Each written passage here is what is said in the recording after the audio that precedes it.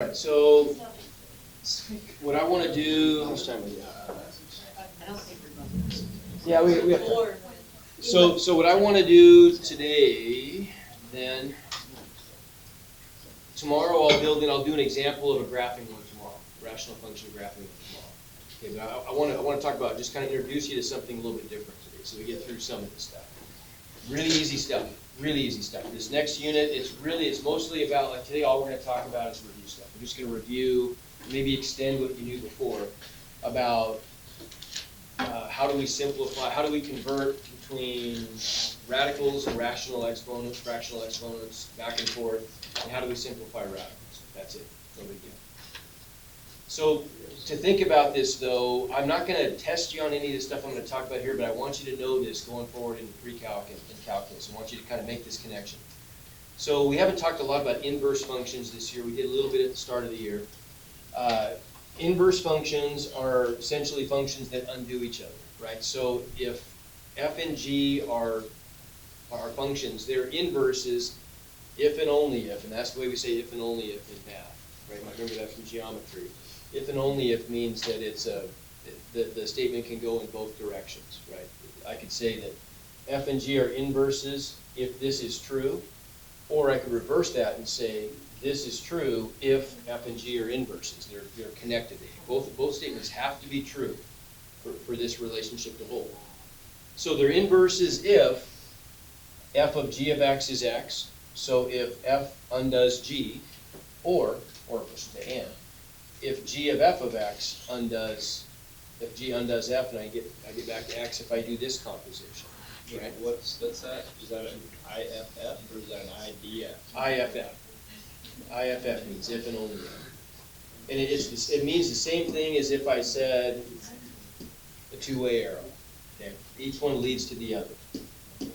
Okay, so then I want you, real quick, I want you to walk me through this. Help me find the inverse of f of x equals x squared. Now, you know the recipe for finding an inverse. And what did we do? If I want to find the inverse of something, what was my recipe for that?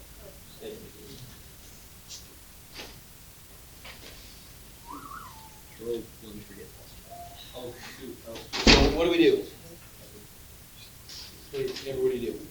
I was gonna have to do that. Okay. So what do I do? What's my recipe if I give you a function or a relation, even if it's not a function, I want to find the inverse of that? No. No, that's just a notational thing. It's really not a negative reciprocal. When I say that something is the inverse, like if I say inverse sine is you'll see it on a computer or on a calculator as sine to the -1, it does not mean the inverse of sine. Not at all. It means the inverse function. Totally different. Yeah. Just square root f of x. Okay, so we're just going to square root, but remember, you might remember going through this train of steps to solve an inverse. First thing we do is we replace f of x with y, right? So we write this as y equals x squared. There's step one. Then we swap the x and the y, right? You remember doing this? You remember doing this in algebra 1? Really? You never did this. Oh, yeah, I remember.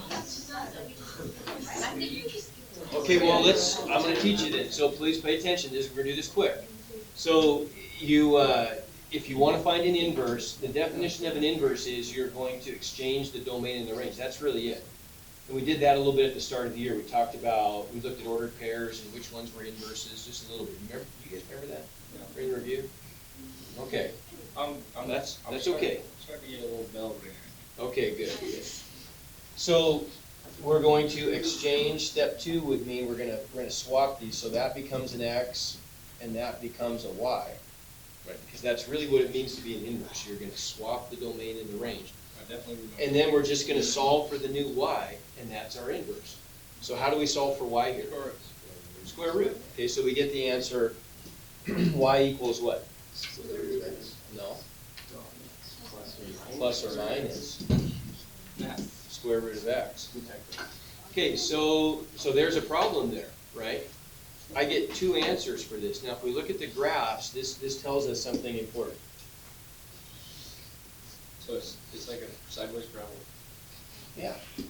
So we get this parabola here, y equals x squared is really simple, it just looks like that, right? You're gonna have to erase that out. If I calculate the inverse, I get plus or minus the square root of x. Well, let's make the minus, let's separate these two graphs. The plus will make green, the minus will make blue. Okay, what does the square root of x look like? Like this. Okay, good, so it looks like, it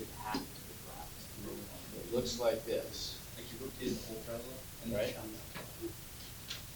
Okay, so minus the square root of x would just be multiplying the whole thing by -1, flips it over the x-axis. And so wouldn't I just get this is gonna be the bottom that. half of that? Now, the math gods are smart. They gave us two separate answers here because the math gods are giving us back functions. Okay, And I we see. know that for a graph to be a function, it has to pass the vertical line test, right? So this sideways parabola does not pass the vertical line test, does it? Right? So the math gods broke it into two separate pieces, each of which does pass the vertical line test. If I look at just the square root of x by itself, yeah, that works, right? Or if I look at just minus the square root of x, that works, okay? Now you might see a connection here between the graph of the yellow parabola and the inverse functions that we got from it. Do you see any kind of symmetry? It might just be Oh, God. What kind of symmetry do you call that? Okay, it's got reflective symmetry about the line y equals x. So here's the line y equals x. If I were to take the yellow parabola and reflect it over that line, wouldn't I get the sideways parabola? Okay, there is a little, and we're kind of getting short on time, so I'm really not going to spend a lot of time on this, but there is a shortcut you should remember. This is pretty good. I'll tell it to you now. We'll talk about it again in calculus. We'll probably talk about it next year. But there's an easier way. It's kind of difficult to reflect something over a non-vertical or horizontal line. It's a little bit tough to do that, right? To take that yellow parabola and figure out what it's going to be if I reflect it over a diagonal line. So reflecting over the line y equals x is equivalent to doing two really easy things. You could take the original graph, and first you're going to rotate it counterclockwise, 90 degrees. So the yellow is going to end up going to, it's going to go to here, right? After I rotate it 90 degrees counterclockwise, and then I just reflect it over the y-axis. That always works. Okay, those two easy steps are equivalent to that one hard reflection, okay? So rotate it 90 degrees counterclockwise and then reflect over the y-axis, and that gets us here. Okay, so we see that kind of symmetry. But the problem is we end up with something that's a non-function, so we got to break it into separate pieces. Okay, so then is x squared, or are x squared and the square root of x inverse functions? They're not truly inverse functions, right? Because x squared is too big. X squared, y equals x squared, has two lobes. It has two sides to the parabola, and the square root of x only has one. If I want to treat them as inverse functions, I've got to kind of truncate or cut back this original function. I've got to limit the domain a little bit, right? If I were to take away this part of the parabola over here, then we'd be okay, wouldn't we? Because just this part reflects to the square root graph, right, that we know. Okay. So we gotta be a little careful with that, and that's one of the problems we see when we take an even, square root is an even root. Anytime we take a fourth root or a square root or a sixth root, we get kind of the same shape. We get this shape that's gonna start at the origin, it's gonna go up and kind of gradually the slope decreases with time as we move to the right, or decreases with x. These we've got to be careful with. The original function is what we would call a many-to-one function, because there's more than one value of x. Like if I take, for example, if I go over to x equals 1, I'm going to go up to y equals 1. If I go backwards to x equals -1, I also go up to a y value of 1. So many different x values give us back a single y value. Is it a function? Sure, that's okay. Because each individual x value only gives me back one y value. but multiple different x values can give me that same y value, right? So it is a function, but because it's a many-to-one function, when I take its inverse, I get something that doesn't work. I get a one-to-many relation. In this case, I end up with, if I go over 1, I go up 1, but if I go over 1, I can also go down 1, right? So a single x value corresponds to multiple y values, which means I'm violating the vertical line test. So we gotta be careful with that one, right? And the moral of the story, what really comes out of this is, can I put a negative number into a square root or any even root? I mean, I can, but I'm not gonna get back a real result. I'm gonna get back imaginary results. And that has to do with the fact that the original function, it never dipped below the y-axis, did it, right? Multiple x values gave me the same y value, but they were always above the x-axis. And so when I flip this thing, when I reflect it over the line y equals x, I never get back x values to the left of the y-axis, okay? It's a little bit easier to deal with x cubed. If I want to find the inverse of x cubed, I don't have that problem. I can go through the same steps. Step 1, I'll just replace f of x with y. Step 2, I'm going to swap the x and the y. And then what's my answer? Y equals what? Do I have to put a plus or minus? No. When I'm taking an odd root, I don't need the plus or minus. I just get a single answer and it's easy. How come it's so easy? Look at the graphs. So here's y equals x cubed, looks like this.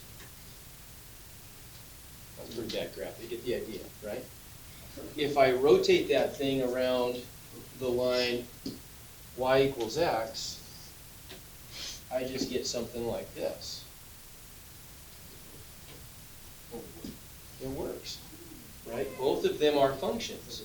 Okay, I don't have to worry about deleting any parts of the domains. They're both functions because the original function was one-to-one, right? No place do I have an x value. Every y value I get is only associated with a single x value, right? That wasn't the case here.